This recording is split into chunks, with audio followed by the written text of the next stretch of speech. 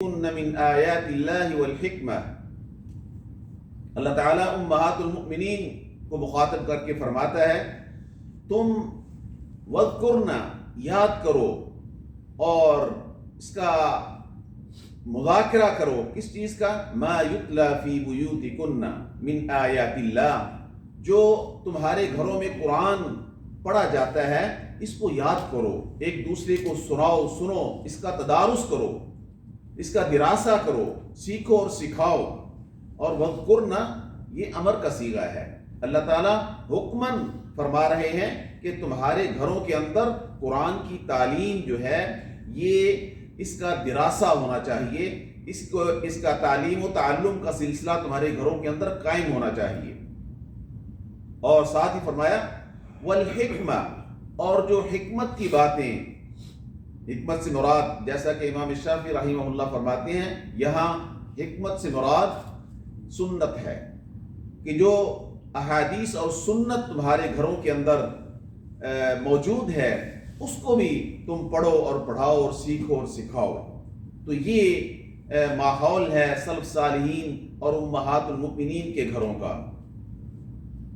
تو نبی علیہ الصلوۃ والسلام کی زندگی کا یہ جو نچوڑ ہے اور آپ کی احادیث کا یہ جو مجموعہ ہے جو آج ہمیں صحیح بخاری، صحیح مسلم اور دیگر کتب حدیث کی شکل میں ہمارے سامنے موجود ہے، یہ اول الامر ایک بکھرا ہوا مجموعہ تھا۔ ایک حدیث کسی کے پاس مدینہ میں ہے تو دوسری حدیث کسی کے پاس کوفہ اور بغداد کے اندر ہے، کوئی حدیث کسی کے پاس شام میں ہے، اور اس طرح سے احادیث لوگوں کے پاس، راویوں کے پاس، صحابہ کے پاس، تابعین کے پاس یہ احادیث موجود تھی۔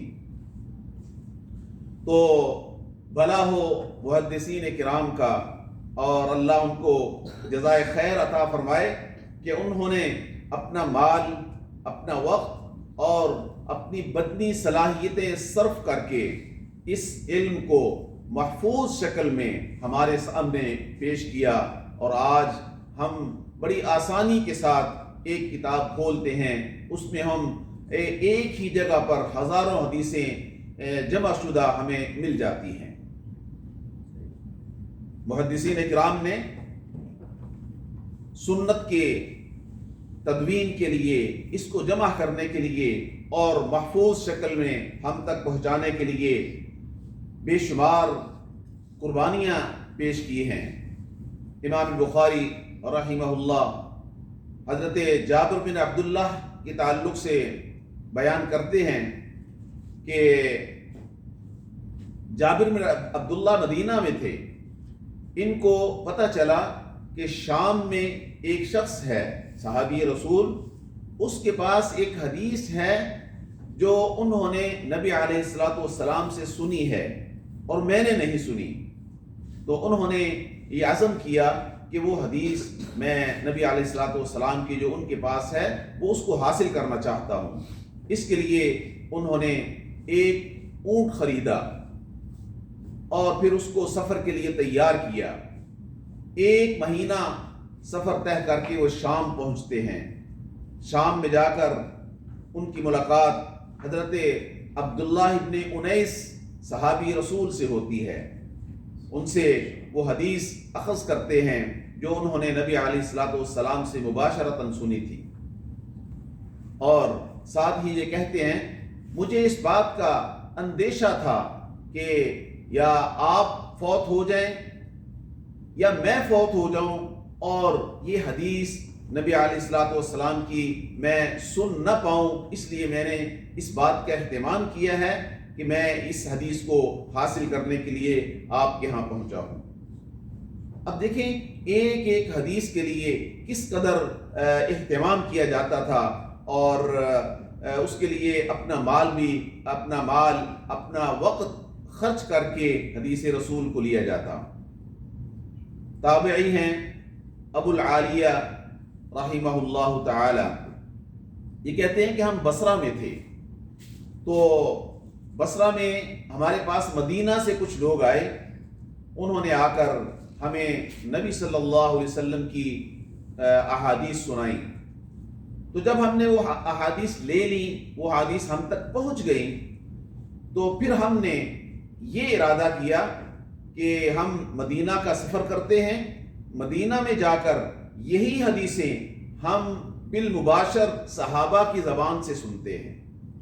اب جبکہ ان کو حدیث پہنچ چکی تھی، لیکن حدیث سے محبت اور اس کا علم حاصل کرنے کے لیے پھر اس کے لیے وہ سفر کرتے ہیں. محدثین نے اور ائمہ دین نے ایک ایک حدیث کے لیے نہ جانے کتنے کتنے لمبے سفر کیے. اور امام ابو حاتم ابن ادریس الرازی، جنہیں امام رازی کے نام سے جانا جاتا ہے، ان کے بیٹے عبد الرحمن کہتے ہیں کہ میں نے اپنے ابا جان سے یہ سنا. وہ کہتے تھے کہ طلب حدیث کے لیے میں مختلف شہروں اور بستیوں اور ملکوں میں پھرا ہوں. میں نے 7 سال یہ سفر مسلسل جاری رکھا. تو میں نے اپنے سفر کے آغاز میں اور یہ سفر ان کا پیدل سفر کرتے رہے. 7 سال تک احادیث کی تلاش میں مختلف شہروں کا سفر. کہتے ہیں کہ میں نے اپنے سفر کو ناپنا شروع کر دیا، گننا شروع کر دیا کتنے کلومیٹر میں چلتا ہوں. کہتے ہیں کہ میں نے 1000 فرسخ تک اپنے اس سفر کو شمار کیا. فرسخ تقریباً آج کے کلومیٹر کے حساب سے 5 کلومیٹر سے کچھ زیادہ ہوتا ہے. کہتے ہیں کہ میں نے 1000 فرسخ جب سفر طے کر لیا طلب حدیث کے سلسلے میں، تو اس کے بعد میرا سفر تو جاری رہا، لیکن میں نے گننا چھوڑ دیا. اور اس کے علاوہ کوفہ سے مدینہ سے مکہ اور کوفہ سے بغداد کے جو سفر ہیں ان کا تو کوئی شمار ہی نہیں، وہ اس میں شامل نہیں ہیں. اللہ اکبر. یہ وہ لوگ ہیں جنہوں نے اپنی زندگیاں حفظ حدیث کے لیے اللہ کے رسول صلی اللہ علیہ وسلم کی اس میراث کو محفوظ کرنے کے لیے کھپا دی اور وقف کر دی. عزیزان گرامی، طلب حدیث اور علم نبوت کے حصول کا راستہ بڑا مبارک راستہ ہے. نبی علیہ الصلوۃ والسلام کی حدیث ہے، آپ نے فرمایا من سلک طریقا یلتمس فیہ علما سہل اللہ بہ طریقا الی الجنہ. کہ جو شخص ایک ایسا رستہ اختیار کرتا ہے جس میں وہ علم کے حصول کے لیے وہ نکلتا ہے، علم کی تلاش میں نکلتا ہے، تو فرمایا کہ اللہ تعالیٰ اس کے اس عمل کے بدلے میں اس کے لیے جنت کے حصول کا رستہ آسان کر دیتے ہیں. تو طلب حدیث کے ایک شہدائی، ان کی عجیب داستان ہم سنتے ہیں. بلاد اندلس کے ایک بہت بڑے نامور فقیہ امام بقی ابن مخلد رحمہ اللہ تعالی، یہ اندلس میں ہیں، اور انہیں پتہ چلا کہ امام احمد بن حنبل رحمہ اللہ بغداد میں ہیں. تو بغداد میں آ کر ان سے حدیث حاصل کرنے کا ارادہ کیا. ایک طویل سفر طے کر کے جب یہ بغداد میں پہنچے تو امام احمد رحمہ اللہ کے متعلق پتہ چلا کہ وہ مسئلہ خلق قرآن کے سلسلے میں جیل میں بند ہیں. کہتے ہیں میں بہت پریشان ہوا، میں تو اتنا طویل سفر طے کر کے مشقتیں برداشت کر کے یہاں پہنچا ہوں، شاید کہ میں اپنے مقصد میں کامیاب نہ ہو سکوں. کہتے ہیں کہ میں نے امام احمد رحمہ اللہ کا وہ مقام، وہ جگہ جہاں وہ قید تھے، اس کا پتہ پوچھا. میں وہاں پہنچا میں نے جا کر دروازے پہ دستک دی تو امام احمد رحمہ اللہ نمودار ہوئے. انہوں نے اپنا تعارف کروایا اور آنے کا مقصد بتایا، اور ساتھ ہی کہتے ہیں کہ جس مقصد کے لیے میں نے یہ مشقت برداشت کی ہے، یہ سفر کیا ہے، مجھے لگتا ہے کہ میں اس میں کامیاب نہیں ہو سکتا. پھر امام بقی ابن مخلد کہتے ہیں اللہ نے میرے ذہن میں ایک ترکیب ڈال دی، تو اس ترکیب کی روشنی میں نے فقیرانہ لباس پہن لیا، اپنے آپ کو بھکاری بنا لیا، اور میں نے امام صاحب سے یہ گزارش کی کہ میں بھکاری کی شکل میں ہر روز صدائیں لگاتا ہوا آپ کے دروازے تک آیا کروں گا، تو آپ اس مختصر سی ملاقات کے اندر مجھے ایک حدیث سکھا دیا کریں. تو چنانچہ ایسا ہوا. امام بقی ابن مخلد بھکاریوں کا لباس پہنتے ہیں، ہاتھ میں کشکول پکڑتے ہیں، کاغذ اور دوات جو ہے اس کو چھپا کر اسی طرح سے صدائیں لگاتے ہوئے امام احمد رحمہ اللہ کے دروازے تک پہنچتے ہیں. کہتے ہیں کہ میرا یہ معمول بن گیا کہ ہر روز میں اسی طرح سے امام صاحب کے دروازے پہ جاتا. لوگوں کو پتا تھا یہ فقیر مانگنے والا ہے، کسی کو کچھ پتا نہیں ہے کہ یہ کس مقصد کے لیے یہاں آتا ہے. کہتے ہیں کہ میں نے اسی طرح سے حضرت امام احمد رحمہ اللہ سے 300 حدیثیں لکھ لیں اور یاد کر لیں. اللہ اکبر. تو یہ آپ اندازہ نہیں کر سکتے کہ ایک سچے عالم دین کے لیے سب سے مشکل ترین کام یہ ہوتا ہے کہ وہ اپنا ہاتھ دنیا داروں کے سامنے پھیلائے. اور محدثین اکرام نے حدیث رسول کے حصول کے لیے اور حفاظت حدیث کے لیے یہ مشکل ترین کام بھی کیے ہیں، لمبے سفر بھی کیے، اپنی شخصیتوں کو انہوں نے گھرا کر اللہ کے رسول صلی اللہ علیہ وسلم کی یہ حدیث اس حدیث کو حاصل کیا. سلف صالحین میں سے حماد بن اسامہ ہیں، یہ کہتے ہیں کہ کتبت بیدی ہذہ 100,000 حدیث، میں نے اپنے اس ہاتھ سے 1,00,000 حدیث لکھی ہے. کتنے مبارک لوگ تھے، ایک ایک حدیث پہ وہ نبی علیہ الصلوۃ والسلام کی ذات مبارک پر درود پڑھتے، اور نہ جانے ان کے اس عمل پر اللہ کتنا خوش ہوتا ہوگا. اللہ اکبر. تو چونکہ یہ عمل انتہائی مبارک ہے، اس لیے نبی علیہ الصلوۃ والسلام نے حدیث کے طالب علم کے لیے ایک خصوصی دعا فرمائی ہے. جو حدیث کو سیکھتا ہے، حدیث کو یاد کرتا ہے، حدیث کو سنتا ہے، آپ کی سنت کو حاصل کرتا ہے، اس کے لیے اللہ کے رسول صلی اللہ علیہ وسلم کی بڑی پیاری دعا ہے. آپ نے فرمایا نظر اللہ امرأ سمع مقالتی فوعاها وحفظها وبلغها فرب حامل فقہ الى من هو افقہ منه. یہ فرماتے ہیں کہ اللہ اس بندے کے چہرے کو تر و تازہ کر دے، پر رونق بنا دے. چہرے کا پر رونق ہونا، تر و تازہ ہونا، یہ کس بات کی علامت ہے؟ یعنی یہ بندہ اللہ کی خصوصی رحمت کا مستحق بن چکا ہے، کیونکہ قیامت کے دن 2 قسم کے چہرے ہوں گے. وجوہ یومئذ ناظرہ الی ربها ناظرہ ووجوہ یومئذ باسرہ. یا تو ایسے چہرے ہوں گے جو تر و تازہ ہوں گے اور اپنے اس پر رونق چہروں سے اپنے رب کا دیدار کر رہے ہوں گے. تو یہ چہرے کا پر رونق ہونا اور یہ اللہ کی طرف سے ایک رحمت ہے، میں کہ وہ بندہ اس رحمت کا مستحق بن جاتا ہے. کون؟ جس نے سمع مقالتی، جس نے میری حدیث کو سنا. یہ اعزاز کس کو ملتا ہے؟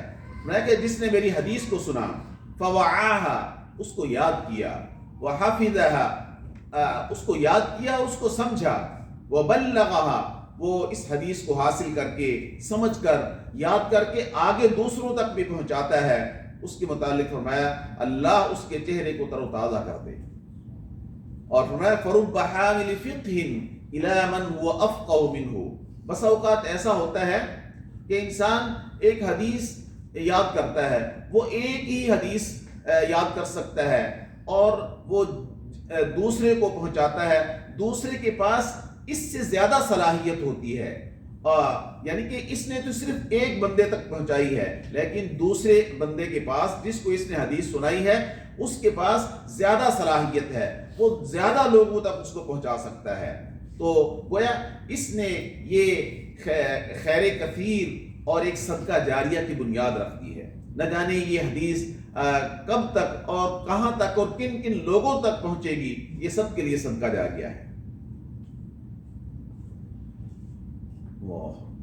تو سامعین کرام، آئے ہم بھی عزم کریں کہ حدیث نبوی صلی اللہ علیہ وسلم کی اس بابرکت مجلس میں اپنی حاضری کو یقینی بنائیں اور علم نافع کے حصول کے ساتھ ساتھ نبی مکرم صلی اللہ علیہ وسلم کی اس دعا کا مستحق بننے کی کوشش کریں کہ اللہ اس بندے کے چہرے کو تر و تازہ کر دے جو میری حدیث کو سنتا ہے، سمجھتا ہے، یاد کرتا ہے اور آگے پہنچاتا ہے۔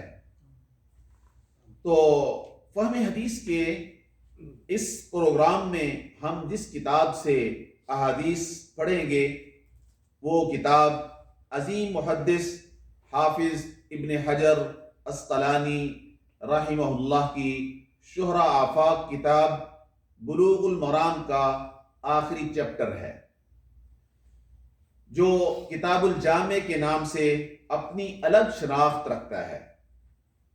کتاب الجامع کی احادیث آداب و اخلاق اور ذکر و دعا پر مشتمل ہیں۔ اس میں احادیث کی مجموعی تعداد 126 ہے، جس میں سے 58 حدیثیں ہم اس سے قبل آن لائن دورے میں پڑھ چکے ہیں۔ تو اللہ کی توفیق سے ہم اس کے بعد جو احادیث بقیہ ہیں ان سے آغاز کریں گے۔ تو اس میں مذکور احادیث کتب احادیث کی 17 مستند کتابوں سے احادیث لی گئی ہیں، اور اس کے پڑھنے کا جو طریقہ کار ہم اختیار کریں گے وہ یہ ہے کہ اس کتاب سے حدیث پڑھتے ہوئے ہم پہلے حدیث کے راوی کا مختصر تعارف پیش کریں گے، اور اگر اس کے متن میں کوئی مشکل الفاظ ہیں تو ان کو بیان کیا جائے گا، اور اس طرح سے پھر حدیث سے مستنبط جو مسائل ہیں اس پر گفتگو ہوگی، اور آخر میں محدث کا حدیث کے اوپر جو حکم ہے اس کو بھی بیان کیا جائے گا۔ تو اس دورہ کے انعقاد اور اس کے انتظامات کے سلسلے میں ہمارے قابل قدر ساتھی شیراز بھائی کی کاوش قابل تحسین ہے۔ یہ ہمیشہ خیر کے کاموں میں سباق ثابت ہوئے ہیں۔ اللہ تعالیٰ انہیں جزائے خیر سے نوازے اور ان کے اخلاص اور عمل میں برکت عطا فرمائے۔ تو میں مکتب جالیات غرب الدیرہ کے قائمین اور خصوصاً فضیلت الشیخ سلیم ساجد مدنی حافظہ اللہ کا بھی شکر گزار ہوں، جنہوں نے ہم سب کو اس دورے کے انعقاد کا موقع فراہم کیا۔ تو اسی طرح سے آپ تمام حاضرین اور سامعین کی اس پروگرام میں شرکت اور تشریف آوری کو بھی ہم سب کے لیے باعث سعادت، اور اللہ تعالیٰ اس کو ہمارے لیے علم نافع کے حصول کا ذریعہ بنائے۔ تو یہ حدیث اس کتاب کی ترتیب کے حوالے سے باب الترہیب من مساوی الاخلاق، یہ باب ہے، اور اس باب کی حدیث نمبر 15 ہے، اور کتاب کا پیج شاید آپ نے کھول لیا ہو 63 ہے۔ تو آئیے ہم آج کی پہلی حدیث کا متن پڑھتے ہیں۔ عن أبي هريرة رضي الله عنه أن رسول الله صلى الله عليه وسلم قال أتدرون ما الغيبة؟ قالوا الله ورسوله أعلم. قال ذكرك أخاك بما يكره. قال أفرأيت إن كان في أخي ما أقول؟ قال إن كان فيه ما تقول فقد اغتبته وإن لم يكن فيه فقد بهته. أخرجه مسلم فی باب البر والصلہ، اور اس میں حدیث نمبر 70 ہے۔ اس حدیث کے راوی ہیں سیدنا ابو ہریرہ رضی اللہ تعالی عنہ۔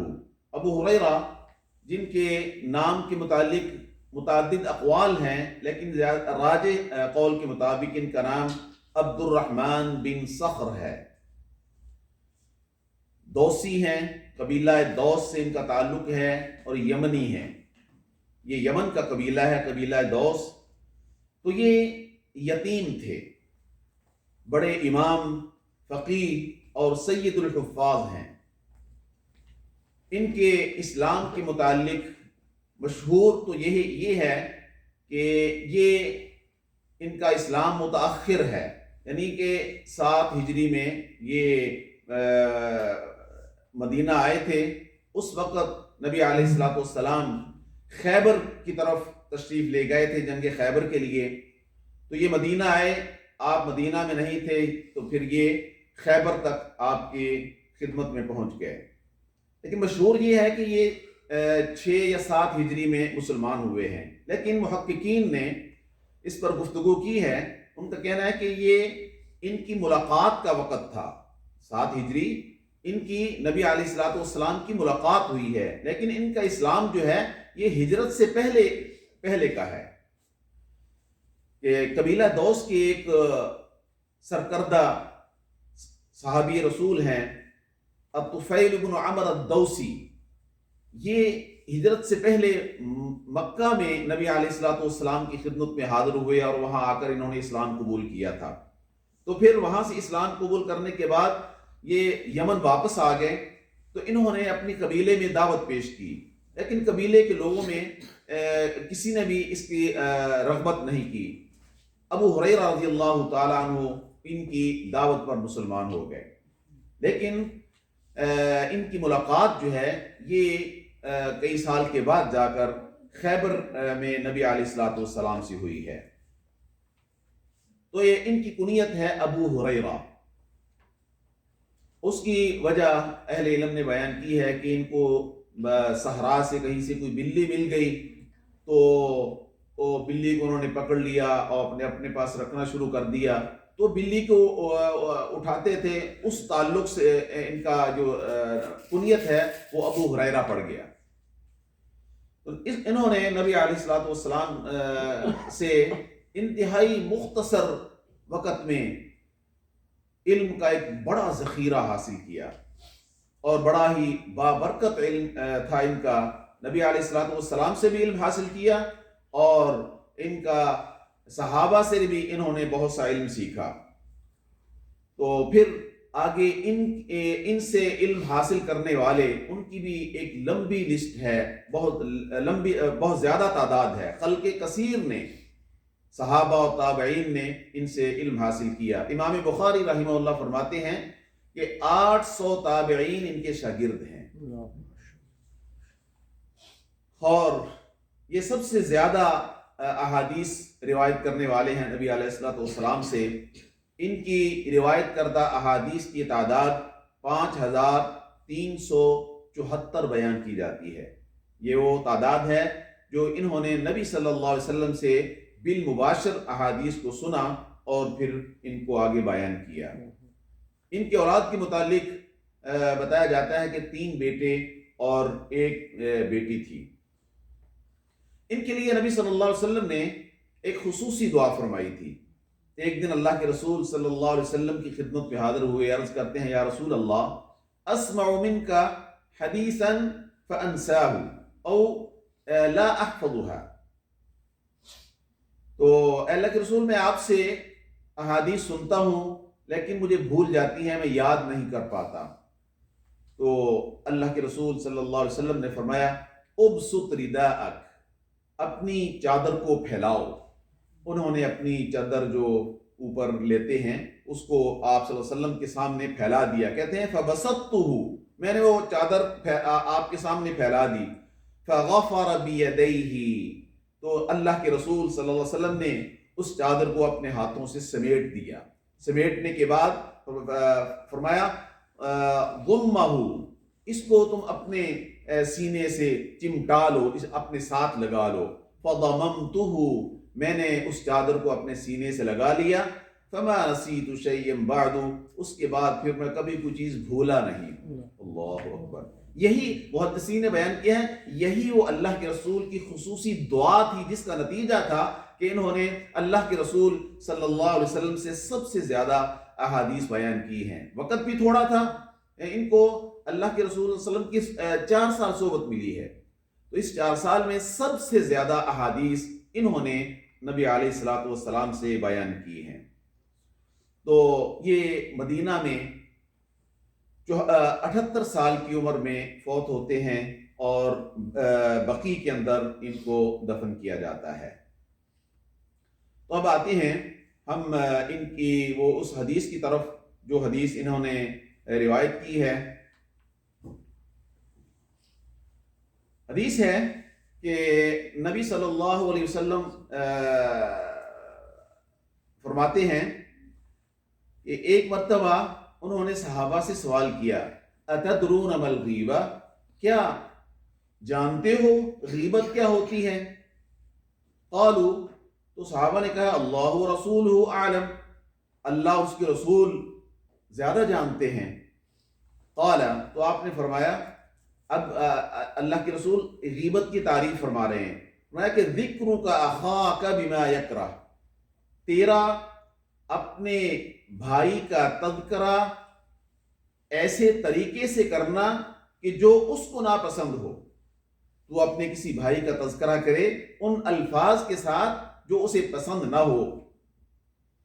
क़ाला, तो साइल कहता है, अफ़रअयत इन कान फ़ी अख़ी मा अक़ूल, अल्लाह के रसूल, अगर जो चीज़ मैं अपने भाई के मुतालिक बयान कर रहा हूँ वो चीज़ मेरे भाई के अंदर मौजूद है, जो ऐब मैं या जो सिफ्त उसकी मैं दूसरों के सामने बयान कर रहा हूँ वो ऐब या सिफ्त मेरे भाई के अंदर मौजूद है, तो क्या फिर भी ये गीबत होगी?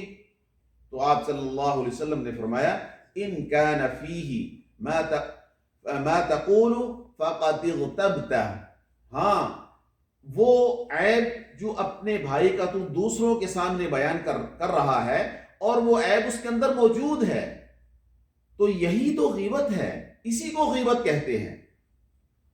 हाँ, अगर वइल्लम यकुन फी, और अगर वो ऐब उसमें नहीं है और तू उस पर बगैर वो ऐब उसमें नहीं है लेकिन तू उसका ऐब बयान कर रहा है, फ़क़द बहत्ता, तो ये तो बहतान है, तू उस पर बहतान बांध रहा है।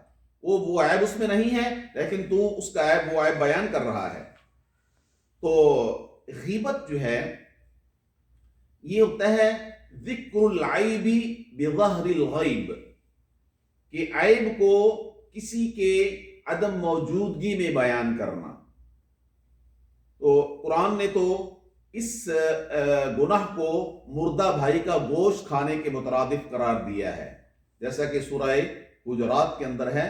अल्लाह ताला ने फरमाया, वला यग़तब बअदुकुम बअदा अयुहिब्बु अहदुकुम अन यअकुल लहमा अखीहि मैतन फकरिहतुमूह, कि कोई तुम में से किसी की गीबत मत करे, क्या तुम में से कोई ये पसंद करता है कि अपने मुर्दा भाई का गोश्त खाए जिसको तुम नापसंद करते हो?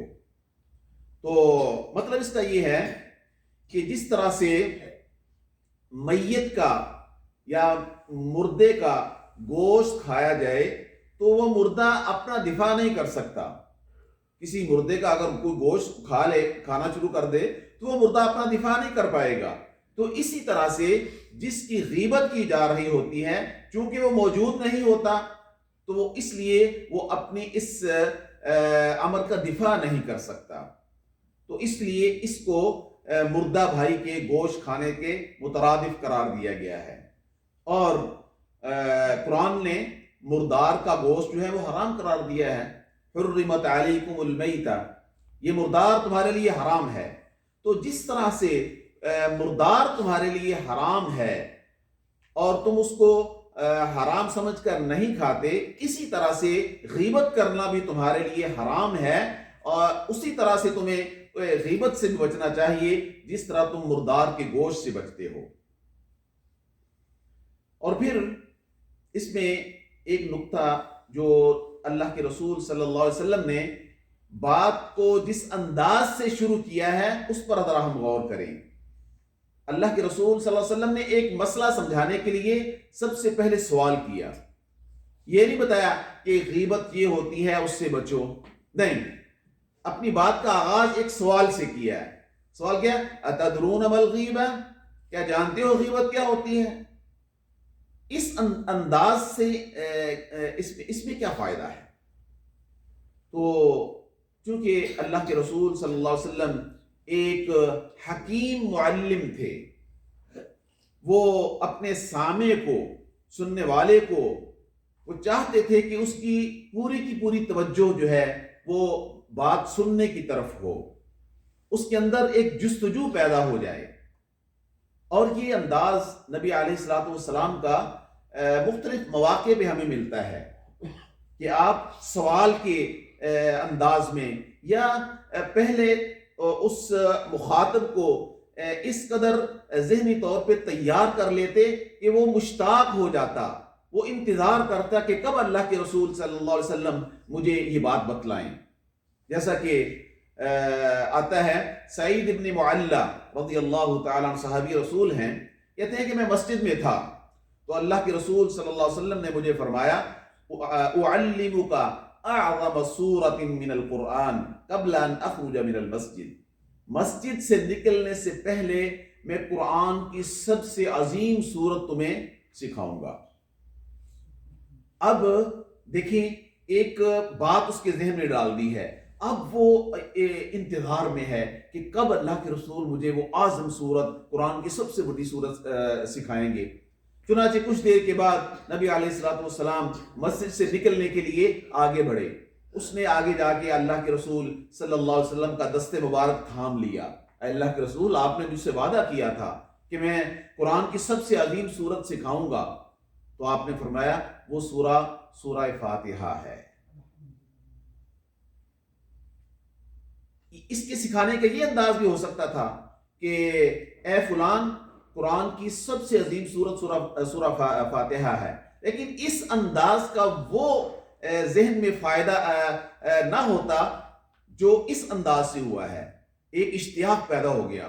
اور اس طرح سے حضرت معاذ بن جبل رضی اللہ تعالیٰ عنہ کہتے ہیں کہ میں نبی صلی اللہ علیہ وسلم کی خدمت میں تھا تو آپ نے اللہ اکبر میرا ہاتھ اپنے دست مبارک میں تھام لیا، میرے ہاتھ کو پکڑ کر فرماتے ہیں یا معاذ واللہ انی لاحبک، اے معاذ اللہ کی قسم مجھے تجھ سے بڑی محبت ہے۔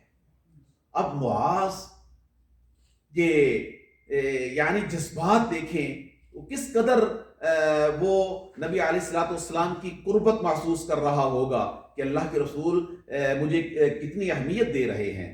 اور پھر اس کے بعد جب آپ کوئی ان کو بات کہیں گے تو اس کا کتنا اثر ہوگا۔ جب آپ نے یہ بات کہہ دی، ان کا ہاتھ اپنے دست مبارک میں ہے اور فرمایا کہ میں تجھ سے بہت زیادہ محبت کرتا ہوں، پھر ساتھ ہی فرمایا یا معاذ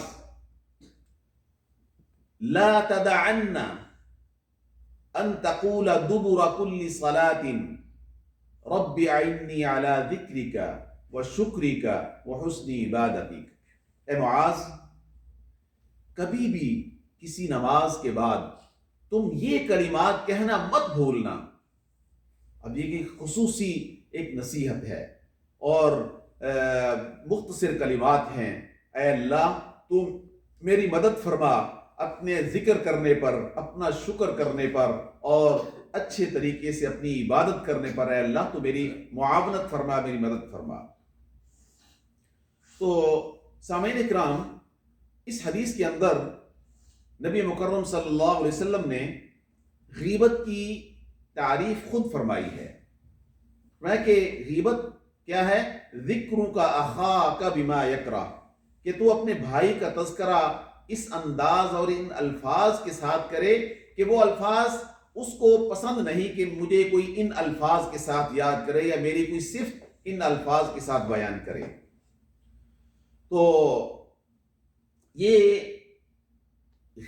اس کے متعلق غیبت جو ہے یہ کس کس انداز سے انسان کر سکتا ہے، امام نووی رحمہ اللہ نے اس کی کچھ تفصیل بیان کی ہے، جس کا خلاصہ یہ ہے کہ غیبت بندہ کسی کے بدن پر کوئی بات کر کے بھی کر سکتا ہے، اور کسی کے دین کے متعلق بات کر کے اس کی غیبت ہو سکتی ہے، کسی کی دنیا کی کوئی بات کر کے اس کی غیبت ہو سکتی ہے، کسی کی شکل و صورت پر بات کر کے اس کی غیبت ہو سکتی ہے، کسی کے اخلاق کا تذکرہ کر کے اس کی غیبت ہو سکتی ہے، کسی کے مال، اولاد، بیوی، بچوں کے متعلق کوئی بات کر کے غیبت ہو سکتی ہے، کسی کے لباس، چال چلن، بول چال، اس کے متعلق کوئی بات کر کے یہ غیبت ہو سکتی ہے۔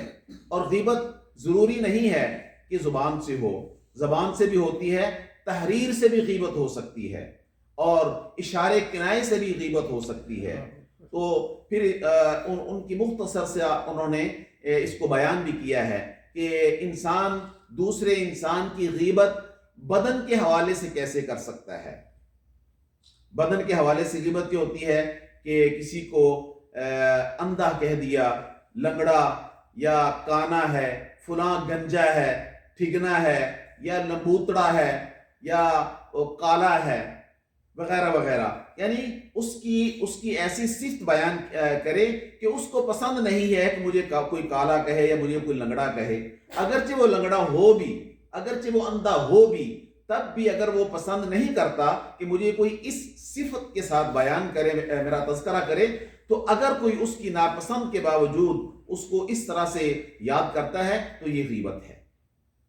اب ذرا اس تفصیل کو ہم غور سے سنیں اور دیکھیں کہ یہ چیزیں ہماری زندگی کے اندر موجود ہیں یا نہیں، اور کس حد تک موجود ہیں، اور ہم ان سب کو کے ہوتے ہوئے اس کو غیبت نہیں سمجھ رہے ہوتے۔ ہم دن میں کئی طریقوں سے اپنے بھائیوں کی غیبت کرتے ہیں اور ہم اس کو غیبت سمجھتے نہیں ہیں۔ اسی طرح سے دین کے متعلق کسی کی غیبت، یعنی کسی کو فاسق کہہ دینا، یا چور، یا خائن، یا نماز میں سستی کرنے والا، یعنی اس طرح کے کسی کو طعنہ دے دینا، کہ یہ بھی غیبت ہے۔ اور دنیا کے بارے میں کسی کو کہہ دینا یہ فلاں نکمہ ہے، باتونی ہے، پیٹو ہے، فلاں ہے، یعنی کہ اس طرح کی صفات بیان کرنا کہ وہ اس کو پسند نہیں کرتا۔ کسی کے اخلاق کے متعلق مثلا کوئی کہہ دے کہ فلاں تو بڑا متکبر ہے، فلاں ریاکار ہے، اور فلاں بزدل ہے، وہ تو بڑا سڑیل مزاج ہے، یعنی یہ باتیں وہ ہیں جو ہم عام اپنے روزمرہ کے ماحول میں کرتے رہتے ہیں، اور ہم نے کبھی ان باتوں کو غیبت نہیں سمجھا۔ اور اس طرح سے کسی کی نقل اتارنا، مثلا کوئی بندہ اٹک اٹک کے بات کرتا ہے تو اس کی بات کو نقل کرتے ہوئے اسی طرح سے اٹک اٹک کے دوسرے کے سامنے بات کرنا، یا کوئی بعض لوگ ہوتے ہیں وہ ناک میں بولتے ہیں، بولتے ہوئے ان کی آواز ایسے جیسے ناک سے بول رہا ہے، تو یا بعض کہتے ہیں کوئی لنگڑا کر چل رہا ہے، تو جب اس کا تذکرہ کرے تو پھر اسی طرح سے لنگڑا کے چلے، یعنی گویا وہ اس کی نقل اتار رہا ہے۔ تو یہ نقل اتارنا اس طرح سے کہ وہ بھائی جو ہے اس کو پسند نہیں کر رہا، تو یہ علماء نے اس کو غیبت میں شمار کیا ہے۔ آئیے ام المؤمنین سیدہ عائشہ رضی اللہ تعالی عنہا کی ایک حدیث سنتے ہیں۔ فرماتی ہیں کہ گھر میں بیٹھے ہوئے ایک موقع پر نبی علیہ الصلوۃ والسلام نے اپنی ایک بیوی حضرت صفیہ کا کچھ تذکرہ کیا۔ ان کے بارے میں آتا ہے کہ وہ کھانا اچھا پکاتی تھی، تو ان کے کھانے کی تعریف کی، تو سوتن ہونے کے ناطے سے سیدہ عائشہ رضی اللہ عنہا فرماتی ہیں حسبک من صفیہ کذا و کذا. تو ہاں یعنی کہ ایک بات کر دی کہ صفیہ وہ ایسی یعنی وہ شارحین نے بیان کیا ہے کہ انہوں نے کہا تھا کہ وہ ان کا قد چھوٹا ہے، صرف یہ کہا کہ وہ چھوٹے قد والی، یعنی اتنی بات کر دی. اللہ اکبر.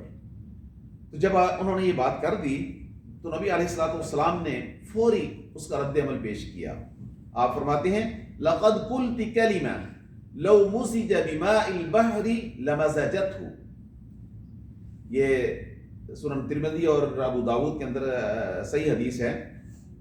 میں کہ عائشہ تو نے ایک ایسا کلمہ کہا ہے، اگر یہ کلمہ سمندر کے پانی میں ڈال دیا جائے تو اس سمندر کے پانی کو تبدیل کر دے، اس کو بدبودار کر دے، کڑوا کر دے. اللہ اکبر. میرے بھائیوں، اگر ہم دیکھیں کہ ہم ایک دن میں کتنی اس طرح کی باتیں کر جاتے ہیں، کبھی ہم نے سوچا ہی نہیں ہے کہ ہم دن بھر میں کتنے سمندر کڑوے کرتے ہیں. یعنی ہمیں اس کے گناہ ہونے کا احساس ہی نہیں ہے. تو اسی حدیث کے آگے کچھ الفاظ ہیں. سیدہ عائشہ فرماتی ہیں کہ حقیت لہ انسانا، میں نے نبی صلی اللہ علیہ وسلم کے سامنے ایک بندے کا تذکرہ کیا. فقال، وہ تذکرہ کیا تھا؟ انہوں نے کچھ اشارے کنائے سے اس کی کوئی صفت بیان کی، یعنی وہ صفت جو کہ غیبت ہو سکتی تھی. تو آپ نے فرمایا ما احب انی حقیت انسانا وان لی کذا وکذا. مجھے یہ بات پسند نہیں ہے کہ میں کسی بندے کی صفت اس طریقے سے بیان کروں جس طرح تم نے بیان کی ہے، اور اس کے بدلے میں مجھے بے شمار مال دے دیا جائے تو اس مال کے بدلے میں بھی میں کسی بندے کی اس طرح سے نقل نہیں اتاروں گا. کہ کسی کی نقل اتارنا یا اس کی صفت بیان کرتے ہوئے اس میں موجود عیب کو ظاہر کر کے بیان کرنا، تو یہ ساری باتیں غیبت میں شمار ہوتی ہیں. اور اب خصوصاً جب ہم اپنی محفلوں میں بیٹھتے ہیں اور بات ہوتی ہے، ہماری محفلوں میں بیٹھ کر کیا ہوتی ہے، یا ہم سیاست پر بات کریں گے، یا کسی کی شخصیت پر بات کر رہے ہوں گے، یا پھر علماء کا گوشت کھا رہے ہوں گے. یہی ہماری محفلوں میں باتیں ہوتی ہیں نا. تو ان میں کتنی ایسی باتیں ہوتی ہیں، فلاں مولوی ایسا ہے، فلاں سیاستدان ایسا ہے، فلاں پارٹی جو ہے اس کے اندر فلاں عیوب ہیں. تو وہ ہم اپنی ایک ہی مجلس میں درجنوں نہیں بلکہ سینکڑوں لوگوں کی غیبتیں کر چکے ہوتے ہیں، اور پھر اس مجلس کے آخر میں ہمیں شاید یہ بھی توفیق نہیں ملتی کہ ہم کفارہ مجلس کی دعائیں پڑھ لیں. اور خصوصاً ہمارے میڈیا کے اندر جو کچھ چل رہا ہے، لوگوں کی الٹی سیدھی تصویریں بنا کر اور خاص کر پروگراموں کے اندر، ڈراموں کے اندر مخصوص قسم کی شخصیات کی نقلیں اتاری جاتی ہیں. فلاں عالم، فلاں سیاستدان ایسا ہے، وہ ایسے کرتا ہے، اس کی شکل بنائی جاتی ہے، پھر اس جیسی آوازیں نکالی جاتی ہیں. جبکہ ہمیں نبی علیہ الصلوۃ والسلام کے اس فرمان کی روشنی میں پتہ چلتا ہے کہ یہ سارا کچھ غیبت ہے، حرام ہے اور کبیرہ گناہ ہے. اللہ اکبر. تو یہ غیبت انتہائی خطرناک گناہ ہونے کے باوجود اس کی کچھ ایسی شکلیں بھی ہیں جو کہ جائز ہیں. ہاں، غیبت کبیرہ گناہ ہے اور جائز ہے. ہاں، تو غزالی اور امام نووی رحمہ اللہ نے غیبت کی 6 صورتیں بیان کی ہیں، جو کہ اگر ان صورتوں میں یہ غیبت کی جائے، کسی کی کوئی بری صفت بیان کی جائے تو جائز ہے. ان میں سے کسی نے ان 6 چیزوں کو اس شعر کے اندر جمع کیا ہے. کہتے ہیں الذم لیس بغیبت فی 6، متظلم ومعرف ومحذر ولمظهر فسقا ومستفت ومن طلب الإعانة في إزالة منكر. کہتے ہیں کہ ظلم پر فریاد کرنا. ایک مظلوم جب قاضی کے پاس یا کسی بڑے ادارے میں جاتا ہے تو اپنے ظلم کا تذکرہ کرتے ہوئے ظالم کی وہ صفات بیان کرتا ہے. ظالم کے اندر جو اس نے جو چیزیں دیکھی ہیں اس کو بیان کرتا ہے. تو جب دینی اعتبار سے کوئی مسئلہ حل نہ ہو رہا ہو بغیر اس غیبت کے, تو اس وقت یہ غیبت کرنا جائز ہو جاتا ہے. جب تک اس کے ظلم اور اس کی اس زیادتی کا ذکر نہیں کرے گا, وہ ظالم ہے, وہ بدماش ہے, وہ جھوٹا ہے, تو اس وقت تک اس کا کیس واضح نہیں ہو سکتا. تو ایسی صورت میں پھر اس کو حق ہے کہ وہ ظالم کے متعلق اپنی زبان سے کچھ ادا کرے. اور یہ قرآن بھی اس کی تائید کرتا ہے, جیسے کہ اللہ تعالیٰ کا فرمان ہے لا يحب اللہ الجہر بالسوء من القول الا من ظلم. اللہ تعالیٰ بری بات کے اظہار کو پسند نہیں کرتا. ہاں, اگر مظلوم ایسی کوئی بات کرتا ہے تو اس کو حق ہے تو وہ کر سکتا ہے. ایک تو ہے کہ ظلم کی فریاد کرتے ہوئے کر. دوسرا یہ ہے کہ کسی گناہگار کو اس کے گناہ سے روکنے کے لیے کسی جہات مختصہ پولیس کو یا ان لوگوں کو اطلاع کرنا جو اس کو روک سکیں, اور یہ اس کی خیرخواہی ہے تاکہ اس کو مزید گناہ میں آگے بڑھنے نہ دیا جائے, یا لوگوں کو اس کے گناہ سے کوئی نقصان نہ ہو. تو جا کر بتایا جائے کہ فلاں بندہ زانی ہے, شرابی ہے, فلاں بندہ ڈاکو ہے, تو اس کو وہ اس عمل میں مصروف ہے, اس کو روکا جائے. اب اس کے متعلق چور, ڈاکو, فلاں فلاں کہنا اگرچہ درست نہیں, لیکن اس موقع پر ضروری ہے کہ اس کے اس گناہ کو واضح کر کے اس کو روکنے کی جو ہے وہ کوشش کی جائے. اسی طرح سے کسی بندے کو دوسرے کے شر سے بچانے کے لیے, اس کی مثال ہمیں حدیث سے ملتی ہے. نبی کریم صلی اللہ علیہ وسلم کی خدمت میں ایک شخص آیا. جب وہ آ رہا تھا تو اجازت طلب کی. آپ نے فرمایا اِذْنُوا لَهُ بِئْسَ أَخُو الْعَشِيرَةِ, اس کو آنے کی اجازت دے دو, یہ گھرانے کا بدترین انسان ہے. اب اس کو آنے کی اجازت بھی دی ہے اور ساتھ اس کو بدترین بھی قرار دیا ہے. ملاقات کر کے وہ چلا جاتا ہے. تو اس میں کیا تھا؟ اس میں تھا کہ وہ نبی علیہ الصلوۃ والسلام نے اپنے موجود جو تھے ان کو بتلایا ہے کہ یہ بندہ اچھا نہیں ہے. کوئی یہ نہ سمجھ لے کہ اللہ کے رسول صلی اللہ علیہ وسلم کی خدمت میں حاضر ہوتا ہے تو کوئی اس پر اعتماد کر لے. بعض اوقات یہ چیز کسی دوسرے کے لیے دھوکے کا باعث بن سکتی ہے کہ اللہ کے رسول صلی اللہ علیہ وسلم کے گھر سے نکلا ہے تو نکل کے کوئی بات کر دے تو کسی کو دھوکہ دے دے, تو میں کہ یہ ہے بندہ غلط ہے. ٹھیک ہے نا. تو یہ کسی کو کسی کے شر سے بچانے کے لیے, اور ایسا بھی ہوتا ہے جیسا کہ محدثین حدیث کے راویوں پر جرح کرتے ہیں, فلاں کذاب ہے, فلاں اس طرح سے ہے, فلاں کے اندر یہ عیب ہے. تو راوی کے عیب بیان کرنا یا کسی مقدمے کے گواہوں پر جرح کرنا یہ دینی ضرورتیں ہیں. تو جب تک یہ چیز بیان نہیں کی جائے گی, اس کی یہ بری صفت بیان نہیں کی جائے گی, معاملہ واضح نہیں ہوگا. اسی طرح سے کوئی آپ سے مشورہ مانگتا ہے کہ میں فلاں گھر میں رشتہ کرنا چاہتا ہوں, تو اگر آپ جانتے ہیں کہ فلاں گھرانہ جو ہے اس میں کوئی عیب ہے تو بالکل واضح طور پہ آپ کو بیان کر دینا چاہیے. یہ نہ ہو کہ وہ آپ سے مشورہ کرے, آپ کہیں شادی کر لو, وہ کسی ایسے گھر کے اندر شادی کر لے جس کے بعد اس کے لیے مسائل پیدا ہوں. نہیں, خیر خواہی کا تقاضا یہ ہے جیسا کہ حدیث میں ہے وَإِذَا اسْتَنصَحَكَ فَانصَحْ لَهُ, جب کوئی تم سے نصیحت طلب کرے تو اس کو اچھی نصیحت کرو, اس کی خیر خواہی کرو. تو ایک صحابیہ ہے فاطمہ بنت قیس رضی اللہ عنہ, وہ نبی علیہ الصلوۃ والسلام کی خدمت میں حاضر ہوئی. اے اللہ کے رسول, میں شادی کرنا چاہتی ہوں یا تو معاویہ سے یا ابو جہم سے رضی اللہ عنہ, دونوں صحابی ہیں, تو آپ کا کیا مشورہ ہے؟ آپ نے فرمایا کہ جہاں تک معاویہ کا تعلق ہے وہ تو کنگال ہیں، ان کے پاس پیسہ ویسا کوئی نہیں ہے، اور ابو جہم یہ عورتوں کو بہت مارتا ہے، تو میرا مشورہ ہے کہ تم اسامہ سے شادی کر لو۔ اب دیکھیں دونوں کے متعلق ان کے عیوب بیان کیے ہیں کہ یہ بخیل ہے، اس کے پاس پیسہ نہیں ہے، کنگال ہے، اور دوسرا عورتوں کو مارتا ہے۔ اب اس کو غیبت نہیں کہا جائے گا، کیونکہ اس کے ذریعے تم نے اپنے آنے والے کو صحیح مشورہ دیا ہے۔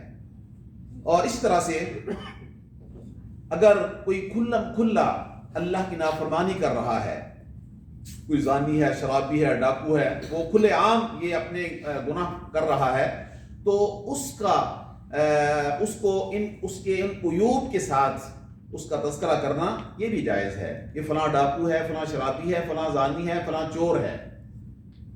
کیوں جائز ہے؟ اس لیے غیبت تب ہوتی ہے جب کوئی انسان اس بات کو برا جانے، اب یہ ڈاکو ہے اور زانی اور شرابی ہے اور سر عام یہ گناہ کر رہا ہے، یہ گناہ تو کرتے ہوئے فخر محسوس کر رہا ہے، اگر آپ اس کی یہ صفات بیان کریں گے تو وہ اس کے لیے کوئی بری نہیں ہوگی، وہ تو اس پر فخر کرتا ہے، لہذا یہ غیبت نہیں ہے۔ اور اسی طرح سے اگر کوئی کسی ایسے لقب سے مشہور ہو چکا ہے، جیسے کہ حدیث کی اسناد کے اندر ایک بعض ایسے راوی ہیں جن کے بعض ایسے القاب ہیں جو بظاہر معیوب ہوتے ہیں، جیسا کہ اعمش ہے، اعمش کہتے ہیں جس کی آنکھیں چندیائی ہوئی ہوں، چندی آنکھوں والا، اور اس طرح سے اعرج، لنگڑا۔ تو یہ بعض شخصیات ایسی ہوتی ہیں، یہ الفاظ ان کی شناخت بن جاتے ہیں، اور پھر وہ ان الفاظ کے استعمال پر کوئی برا بھی نہیں مناتے۔ تو اگر ایسا ہو کہ ایک بری صفت ایسی ہے جو کہ بظاہر بری ہے، لیکن وہ صاحب صفت جو ہے اس کو برا نہیں سمجھتا اور اس پر اور اس کی شناخت بھی ہے، تو ایسے موقع پر اگر اس کو ان الفاظ کے ساتھ یاد کیا جائے تو اس میں کوئی حرج نہیں۔ تو یہ وہ چند صورتیں ہیں جس میں غیبت جو ہے وہ جائز ہے۔ سلف صالحین غیبت سے کتنا دور رہتے تھے۔ سعید بن جبیر رضی اللہ رحمہ اللہ کہتے ہیں کان لا يدع احدا یغتاب عنده، ان کی محفل میں آ کر کوئی غیبت کرتا نا تو اس کو وہاں بیٹھنے نہیں دیتے تھے، اٹھ جاؤ یہاں سے، اگر غیبت کرنی ہے تو میری مجلس میں مت بیٹھو۔ اور اس طرح سے بعض سلف صالحین کے متعلق آتا ہے کہ اگر ان کی مجلس میں آ کر کوئی غیبت کرتا اس کو روکتے، اگر وہ نہ رکتا تو خود اٹھ کے چلے جاتے۔ تو ہماری محفلیں تو جمتی ہی غیبتوں سے ہیں، ہمیں وہ شخص سب سے اچھا لگتا ہے جو سب سے زیادہ غیبت کرے، کیونکہ غیبت کرنے سے پھر وہ مجلس گرم ہوتی ہے اور کہہ کے لگتے ہیں، اور اللہ اکبر۔ امام بخاری رحمہ اللہ فرماتے ہیں سمعت ابا عاصم، میں نے ابو عاصم کو سنا ہے، وہ کہتے ہیں منذ عقلت ان الغیبۃ حرام مغتبت احدا قط، کہتے ہیں کہ ابو عاصم کہتے ہیں جب سے مجھے غیبت کے حرام ہونے کا علم ہوا ہے اس کے بعد میں نے پھر زندگی میں کبھی کسی کی غیبت نہیں کی۔ اللہ اکبر۔ اور امام بخاری رحمہ اللہ اپنے متعلق فرماتے ہیں ارجو ان القى اللہ ولا يحاسبني ان ارتبطت احدا، اگر میں مرنے کے بعد اللہ کے سامنے پیش ہو گیا تو مجھے یہ امید ہے کہ اللہ مجھے غیبت کے گناہ میں نہیں پکڑے گا۔ اللہ اکبر۔ اور جبکہ امام بخاری لاکھوں راویوں پر جرح کرتے ہیں، لاکھوں لوگوں کی سیرت بیان کرتے ہیں، فلاں ایسا ہے، فلاں ایسا ہے، اس کے باوجود ان سے غیبت ثابت نہیں ہے۔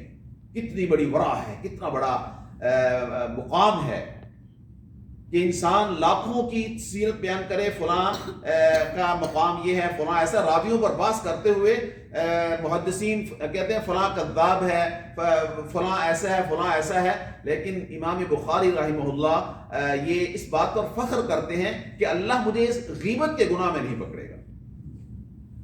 اور بعض سلف صالحین کا کہتا ہے کہ ہم نے سلف کو اس حالت میں دیکھا ہے کہ وہ نماز روزے کو عبادت نہیں سمجھتے تھے کہ بس نماز روزہ ہی عبادت ہے، نہیں، نہ کہ ولیکن فی الکف عن اعراض الناس، کہتے ہیں عبادت اصل یہ ہے کہ لوگوں کی عزتوں سے کھیلنے سے بچا جائے، لوگوں کو بدنام کرنے سے بچا جائے، یہ ہے اصل عبادت۔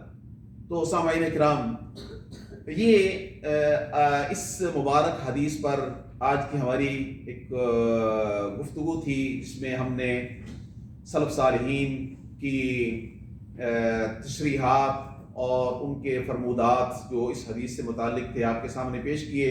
اللہ سے دعا ہے کہ اللہ تعالی ہمیں سب سے پہلے ہم کو اور جتنے بھی سامعین ہیں جنہوں نے آج کی گفتگو کو سنا ہے اس پر عمل پیرا ہونے کی توفیق عطا فرمائے۔ ھذا وباللہ التوفیق وصلی اللہ وسلم علی نبینا محمد وعلی آلہ وصحبہ اجمعین۔ شیخ ایک سوال ہے کہ یہ جو مظلوم اب اس کے جائز ہے غیبت کہ وہ جس نے ظلم کیا اس کے لیے غیبت کرے، تو اب کیا وہ ہر کسی کو بول سکتا ہے؟ مطلب نہیں، دیکھیں اس میں اسے محتاط رہنا ہوگا کہ وہ نہ چوراہے میں کھڑا ہو کر اس کو بدنام کرنے کے لیے کہتا پھر فلاں ظالم ہے، نہیں، اس کا جو مقصد ہے کہ اس ظالم کے ظلم کا ازالہ کرنا، تو ازالہ چوک میں کھڑا ہو کر عوام الناس نہیں کریں گے، وہ تو قاضی کرے گا یا پولیس کرے گی، ان کے سامنے جا کر اس کو اجازت ہے، ورنہ عامت الناس کے سامنے کھڑے ہو کے اس کو بدنام کرنے کی اجازت نہیں ہے، یہ غیبت میں شمار ہوگا۔ بارک اللہ، جزاک اللہ۔